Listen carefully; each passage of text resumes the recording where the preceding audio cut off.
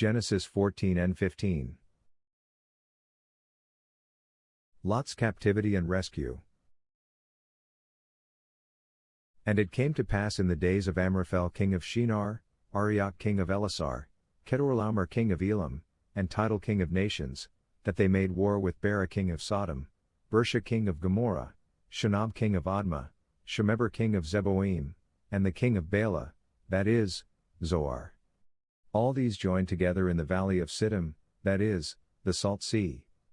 12 years they served Kedorlaomer, and in the 13th year they rebelled. In the 14th year Kedorlaomer and the kings that were with him came and attacked the Rephaim in Ashtaroth Karnaim, the Zuzim in Ham, the Emim in Shaveh Kiriathaim, and the Horites in their mountain of Seir, as far as El Paran, which is by the wilderness. Then they turned back and came to En Mishpat, that is, Kadesh, and attacked all the country of the Amalekites, and also the Amorites who dwelt in Hazazon Tamar. And the king of Sodom, the king of Gomorrah, the king of Admah, the king of Zeboim, and the king of Bela, that is, Zoar, went out and joined together in battle in the valley of Siddim against Kedorlaomer king of Elam, Tidal king of nations, Amraphel king of Shinar, and Arioch king of Elasar, 4 kings against 5. Now the valley of Siddim was full of asphalt pits, and the kings of Sodom and Gomorrah fled, some fell there, and the remainder fled to the mountains. Then they took all the goods of Sodom and Gomorrah, and all their provisions, and went their way. They also took Lot, Abram's brother's son who dwelt in Sodom, and his goods, and departed.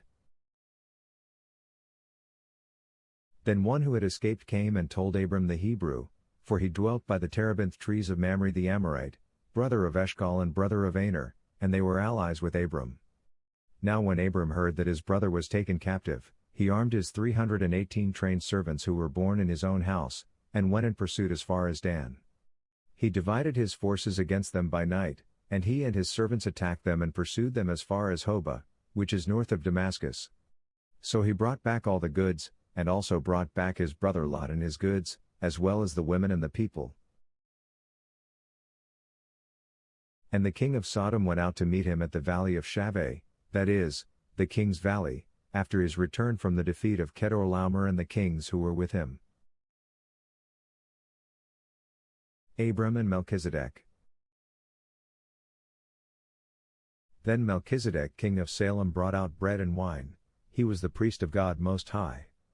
And he blessed him and said, Blessed be Abram of God Most High, possessor of heaven and earth, and blessed be God Most High, who has delivered your enemies into your hand. And he gave him a tithe of all. Now the king of Sodom said to Abram, Give me the persons, and take the goods for yourself. But Abram said to the king of Sodom, I have raised my hand to the Lord, God Most High, the possessor of heaven and earth, that I will take nothing, from a thread to a sandal strap, and that I will not take anything that is yours, lest you should say, I have made Abram rich, except only what the young men have eaten, and the portion of the men who went with me, Aner, Eshcol, and Mamre, let them take their portion. God's covenant with Abram. After these things the word of the Lord came to Abram in a vision, saying, Do not be afraid, Abram. I am your shield, your exceedingly great reward. But Abram said, Lord God, what will you give me, seeing I go childless, and the heir of my house is Eliezer of Damascus? Then Abram said, Look, you have given me no offspring, indeed one born in my house is my heir. And behold, the word of the Lord came to him, saying, This one shall not be your heir, but one who will come from your own body shall be your heir. Then he brought him outside and said, Look now toward heaven, and count the stars if you are able to number them. And he said to him, So shall your descendants be. And he believed in the Lord, and he accounted it to him for righteousness. Then he said to him, I am the Lord, who brought you out of Ur of the Chaldeans, to give you this land to inherit it. And he said, Lord God, how shall I know that I will inherit it? So he said to him, Bring me a 3-year-old heifer, a 3-year-old female goat, a 3-year-old ram, a turtle dove, and a young pigeon. Then he brought all these to him and cut them in two, down the middle, and placed each piece opposite the other, but he did not cut the birds in two. And when the vultures came down on the carcasses, Abram drove them away. Now when the sun was going down, a deep sleep fell upon Abram, and behold, horror and great darkness fell upon him. Then he said to Abram, Know certainly that your descendants will be strangers in a land that is not theirs, and will serve them, and they will afflict them 400 years. And also the nation whom they serve I will judge, afterward they shall come out with great possessions. Now as for you, you shall go to your fathers in peace, you shall be buried at a good old age.